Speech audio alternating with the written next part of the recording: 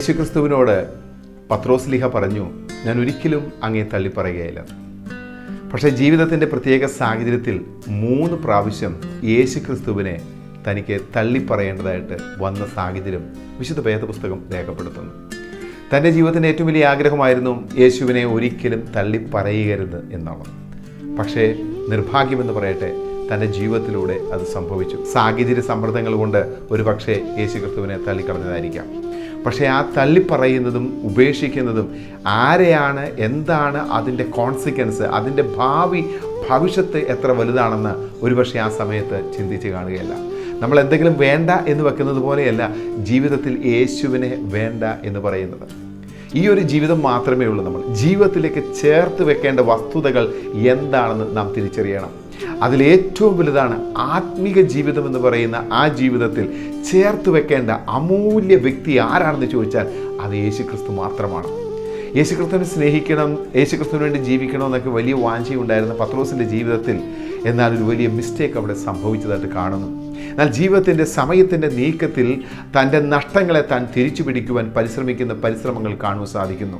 താൻ മാനസാന്തരപ്പെട്ട് യേശുവിനെ പിന്നെയും തൻ്റെ ജീവിതത്തിലേക്ക് ക്ഷണിക്കുന്നതും ആ യേശുവിന് വേണ്ടി ജീവിച്ച് യേശുവിന് വേണ്ടി തൻ്റെ ജീവനെ സമർപ്പിച്ചതായ ചരിത്രമാണ് പിന്നീട് നമുക്ക് കേൾക്കുവാൻ കഴിയുന്നത്. അതുകൊണ്ട് പ്രിയരെ, നമ്മുടെ ജീവിതത്തിൽ എന്ത് തീരുമാനമെടുക്കണമെന്നും എന്തിനെ ഉപേക്ഷിക്കണമെന്നും എന്തിനെ ചേർത്ത് വെക്കണമെന്നൊക്കെ തീരുമാനിക്കാനുള്ള സ്വാതന്ത്ര്യം ഈ ജീവിതയാത്രയിൽ ദൈവം നമുക്ക് നൽകിയിട്ടുണ്ട്. അതിലേറ്റവും വലുതാണ് ആത്മീക ജീവിതത്തിൽ യേശു എന്ന് പറയുന്ന ആ മഹൽ വ്യക്തിയെ, ആ അരുമനാഥനെ, ആ പാപവിമോചകനെ, നമ്മുടെ എല്ലാം ആത്മമണവാളനായിരിക്കുന്ന യേശു ക്രിസ്തുവിനെ എന്തു വില കൊടുത്തും ജീവിതത്തിൽ ചേർത്ത് വെക്കുക. പലതും കാണുകയും കേൾക്കുകയൊക്കെ ചെയ്യുന്നത് കൊണ്ട് ആത്മീകത്തോടൊരു വിരക്തിയോ അതോടൊപ്പം തന്നെ ഒരു വല്ലാത്ത അരോചകത്വമൊക്കെ നമുക്ക് തോന്നാൻ ഒത്തിരി സാധ്യതകളുള്ള ഒരു ഭൂമിയിലാണ് നമ്മൾ ജീവിക്കുന്നത്. എന്ന് വെച്ച് ഈ സത്യജീവ നായകനെ നമ്മൾ ഒരിക്കലും നമ്മുടെ ജീവിതത്തിൽ നിന്ന്, ഈ കൈവെള്ളയിൽ നിന്നും, ഈ ഹൃദയത്തിൽ നിന്നും നഷ്ടമാകാതിരിക്കാനുള്ള, അത് നഷ്ടപ്പെടാതെ നോക്കേണ്ട ഉത്തരവാദിത്വം നമുക്കാണ്. സാഹചര്യങ്ങൾ പലതും ജീവിതത്തിൽ കടന്നു വരാം. പക്ഷേ ആരെയാണ് നമ്മുടെ ഹൃദയത്തിൽ വഹിച്ചിരിക്കുന്നത്, ആർക്കു വേണ്ടിയാണ് നമ്മൾ ഈ ഭൂമിയിൽ ആത്മീകമായി ജീവിക്കേണ്ടതെന്നുള്ള തിരിച്ചറിവിൽ നിന്നും നാം എടുക്കേണ്ട ചില തീരുമാനങ്ങൾ നമ്മെ അത് നിത്യത വരെ എത്തിക്കുവാൻ മതിയായതാണ്.